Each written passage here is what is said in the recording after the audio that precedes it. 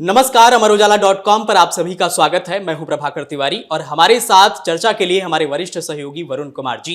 वरुण जी, एक वाराणसी से ऐसी खबर आई जिसने हर किसी को झकझोर दिया। जिसने भी ये खबर सुनी वो सन्न रह गया, क्योंकि खबर ही कुछ इस तरह की है। वाराणसी में एक युवती के साथ सामूहिक दुष्कर्म का मामला सामने आया और वो युवती 7 दिन तक घर से बाहर रही। उसके साथ गैंगरेप हुआ और कई जगहों पर ले जाकर उसके साथ ही जघन्य अपराध को अपराधियों ने अंजाम दिया।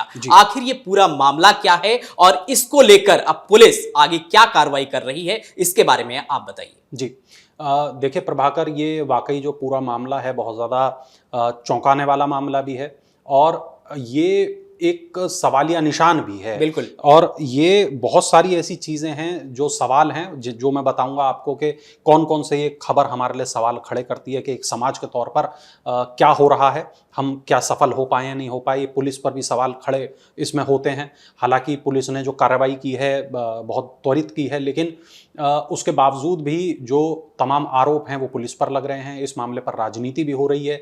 तमाम बातें करेंगे, लेकिन सबसे पहले मैं आपको बताता हूं कि खबर क्या है। रिपोर्ट हमें ये बताती है कि वाराणसी में एक खजूरी नाम का इलाका है। 19 साल की एक लड़की है, उसके साथ गैंगरेप हुआ। अन्य आरोप भी हैं, गैंगरेप के अलावा अन्य आरोप भी हैं।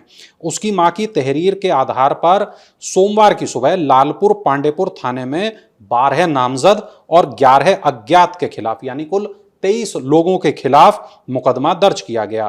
पुलिस ने शुरुआत में 9 आरोपियों को गिरफ्तार कर लिया था।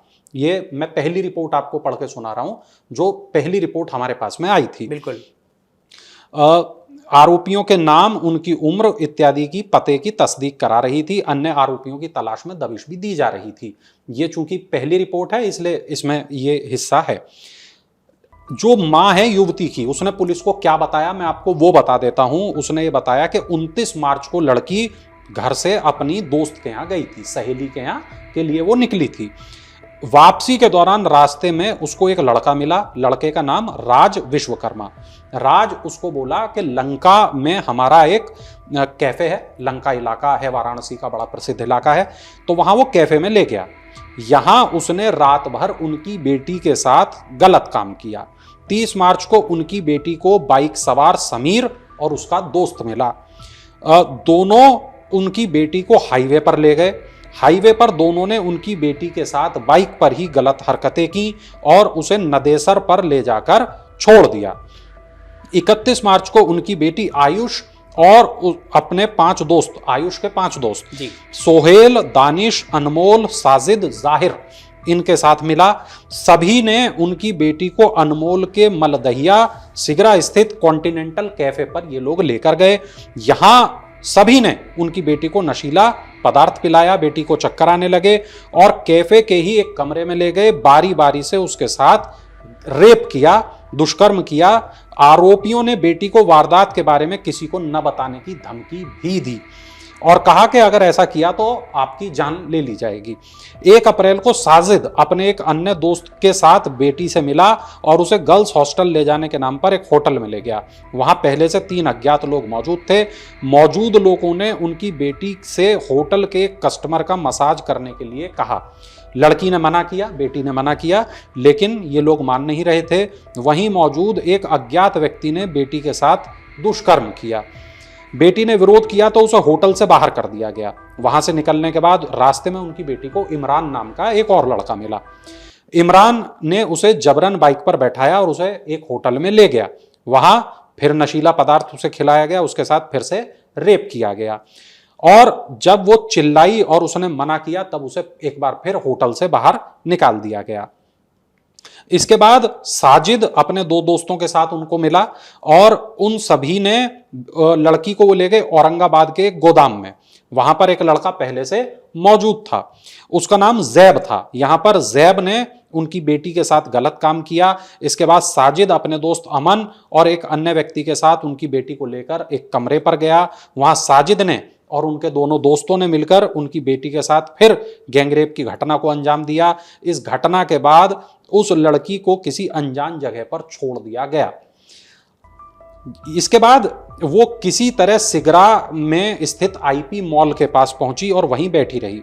2 अप्रैल को उनकी बेटी को मॉल के पास में ही राज खान नाम का एक शख्स अपने एक दोस्त के साथ मिला।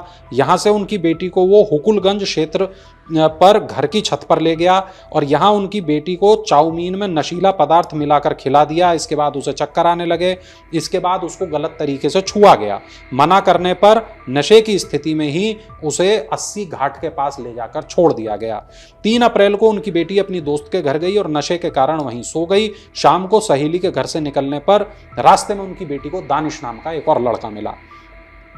ये अपने एक दोस्त के साथ उनकी बेटी को अपने किसी दोस्त के कमरे पर ले गया। वहां पहले से मौजूद सोहेल, शोएब और एक अन्य व्यक्ति ने उनकी बेटी को जबरदस्ती नशा देकर उसके साथ फिर गैंगरेप किया और उसको नशे की स्थिति में चौका घाट के पास छोड़ दिया। 4 अप्रैल को उनकी बेटी घर वापस आई और आपबीती सुनाई। इस पर परिजन पुलिस के पास पहुंचे। डीसीपी वरुणा जोन चंद्रकांत मीना ने, ये पहली रिपोर्ट है, ये बताया कि 9 आरोपियों को गिरफ्तार किया गया है और अन्य की तलाश की जा रही है। अब यहां पर 2-3 चीजें हैं। एक ये भी यहां पर पता चला है कि किस तरीके से इस लड़की के भरोसे का बार बार कत्ल किया गया। दूसरी रिपोर्ट जो आज हमारे पास में आई है, मैं आपको वो भी एक बार बता देता हूं, जो बहुत ज्यादा चौंकाने वाली है। प्रभाकर, जो 9 आरोपी हैं उनको जेल भेज दिया गया है और 2 आरोपी इनमें से ऐसे हैं जो कैफे चलाते हैं। यही सवाल मेरा था वरुण जी, क्योंकि ज्यादातर इसमें जो आरोपी जुड़े हुए हैं इस पूरे मामले में, वो या तो हुक्का बार चला रहे हैं या उनसे जुड़े हुए हैं या स्पा सेंटर से जुड़े हुए हैं। जी, ये पूरा जो चक्र है स्पा सेंटर और हुक्का बार से जुड़ा बताया जा रहा है। बिल्कुल। और देखिए, रिपोर्ट हमें ये बताती है, जो हमारे रिपोर्टर ने हमें भेजी है, खजूरी इलाके की जो ये 19 साल की लड़की है जी, इसके साथ गैंगरेप के 9 आरोपियों को मंगलवार की शाम लालपुर पांडेपुर थाने की पुलिस ने मेडिकल मुआयना कराया और अदालत में पेश किया। अदालत ने सभी आरोपियों को न्यायिक अभिरक्षा में जेल भेज दिया।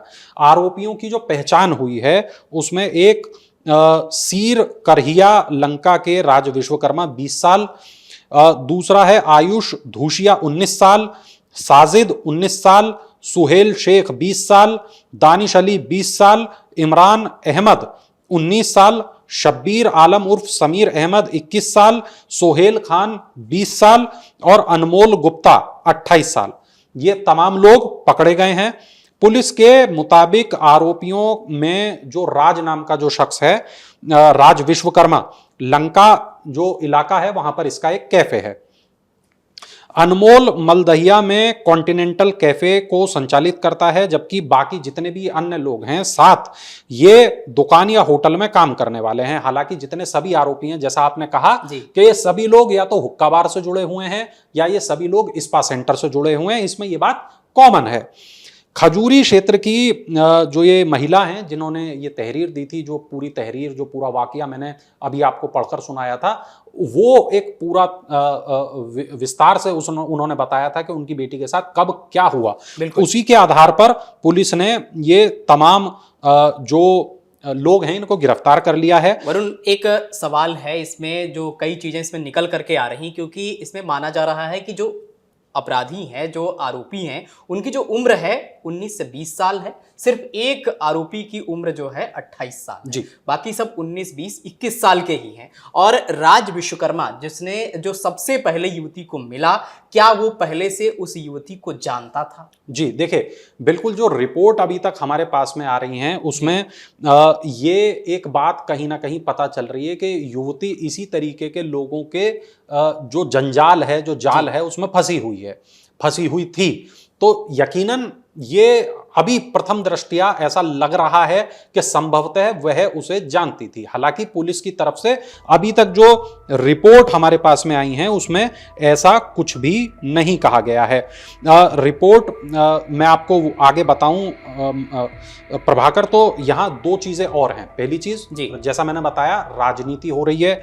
तो समाजवादी पार्टी के जो जिलाध्यक्ष हैं सुजीत यादव लक्कड़, इन्होंने कहा कि छात्रा के साथ दरिंदगी की ये जो घटना है बहुत चिंताजनक है और पुलिस प्रशासन पर सवालिया निशान भी लगाती है। बीजेपी सरकार में बहन बेटियां सुरक्षित नहीं हैं और इस घटना ने समाज को शर्मसार किया है। अब आपको दूसरा पक्ष में बताता हूं। भाजयुमो सारनाथ मंडल के महामंत्री हिमांशु श्रीवास्तव, इन्होंने मुख्यमंत्री को एक चिट्ठी भेजी है और एडीएम प्रशासन के मार्फत भेजी है। इन्होंने ये कहा है कि इन जो लोग हैं इनको ऐसी सजा मिलनी चाहिए कि ये एक नजीर बने और कोई दोबारा इस तरीके की हरकत करने से पहले 100 बार सोचे। एक रिपोर्ट यहां पर यह भी है कि भीम आर्मी के कार्यकर्ता मौके पर पहुंच गए, उन्होंने आरोपियों को पीटने का प्रयास किया और पुलिस कर्मियों ने इस दौरान उनको रोका और इस पूरे मामले के वीडियो भी बनाए गए। एक पत्रकार ने एक सिपाही ने एक पत्रकार से बदसलूकी भी की, उसका मोबाइल छीन लिया। पुलिसकर्मियों और पत्रकारों के बीच यहां नोकझोंक भी हुई और पुलिस का यह प्रयास था कि आरोपियों के जो चेहरे हैं वो कहीं से कहीं तक मोबाइल में ना आ पाए। ये भी यहां पर एक जो रिपोर्ट में जो एक हिस्सा है वो भी हमें यहां पता चलता है। यानी इस पूरे मामले पर जमकर हंगामा हो रहा है और राजनीति भी हो रही है वरुण जी, लेकिन इसमें अब पुलिस जब जांच करेगी मुझे लगता है तो तमाम इसमें जो सवाल अभी उठ रहे हैं उनका खुलासा होगा और जो लोग प्रदर्शन कर रहे हैं, जो लोग राजनीति कर रहे हैं, मुझे लगता है कि थोड़ा सा धैर्य रखना चाहिए। पुलिस अपना काम करेगी, जब इसमें खुलासे होंगे तो पूरा मामला सामने जरूर आ जाएगा। बिल्कुल, देखिए क्योंकि प्रभाकर यहां ये उस तरीके का मामला नहीं है कि एक रात उसके साथ में गैंगरेप हुआ। बिल्कुल, उसके साथ 29 तारीख से लेके लगातार 7 दिनों तक गैंगरेप हुआ, उसको बार बार उसके साथ गैंगरेप किया गया। क्या ये किसी प्रकार के गिरोह का हिस्सा है? क्या इस दौरान वीडियो बनाए गए? क्या इस दौरान ऐसा तो नहीं पॉर्न साइटों पर ये वीडियो अपलोड करने का कोई एक पूरा गिरोह हो जो ये सक्रिय हो, या ऐसा तो नहीं जिस्म फरोशी का यहाँ कोई जाल फैला हुआ या हो? ऐसा भी हो सकता है कि ये युवती पहले से उन युवकों के चंगुल में फंसी हो किसी चीज को लेकर के और इसलिए उसमें ये जकड़ती चली गई, क्योंकि जैसे जैसे आपने बताया कि पहले वो युवक मिला, फिर उसके बाद में कई युवक इसको कहीं लेकर गए, है ना, इस तरह की कई चीजें आई। बिल्कुल प्रभाकर, इस बीच एक रिपोर्ट अभी मेरे पास आई है, मैं ये और अपने दर्शकों को बता देता हूं। ये जो गैंगरेप का मामला सामने आया, इसके बाद से पुलिस एकदम एक्शन में आ गई और पुलिस ने लगातार स्पा सेंटर पर छापेमारी की है, जितने भी वहां स्पा सेंटर हैं, और सीसीटीवी फुटेज जब्त किए हैं। दर्जन भर करीब स्पा सेंटर हैं जिन पर छापेमारी की कार्रवाई की गई है और पीड़िता के बयान के बाद कमिश्नर ने कार्रवाई के सख्त निर्देश दे दिए हैं और एसपी चेतगंज के नेतृत्व में लगातार छापेमारी की जा रही है। 23 लोगों के खिलाफ मुकदमा दर्ज कर लिया गया है, 9 आरोपियों को गिरफ्तार कर लिया गया है, जेल भेज दिया गया है। मलदहिया से लेकर लंका तक हर सीसीटीवी फुटेज को खंगाला जा रहा है और पुलिस कमिश्नर ने यह कह दिया गया है कि बाकी आरोपियों को भी तत्काल पकड़ लिया जाए। तो जैसा आप बता रहे थे प्रभाकर, कार्रवाई तो हो रही है और लगातार हो रही है और जो पुलिस है वो लगातार इस प्रयास में है कि किसी भी प्रकार से ये जितने भी बचे हुए आरोपी हैं इनको पकड़ लिया जाए, ताकि एक मर्तबा ये तस्वीर साफ हो सके कि आखिर ये पूरा मामला क्या है, इन आरोपियों की नीयत क्या थी, क्या ये आरोपी पहले से लड़की को जानते थे या ये एकमात्र लड़की थी जिसके साथ रेप हुआ, कहीं ऐसा तो नहीं इस तरह की और लड़कियां भी रही हों जिनके साथ रेप या गैंगरेप हुआ हो, लेकिन वो पुलिस तक उनके परिवारों ने पहुंचने की हिम्मत न दिखाई हो।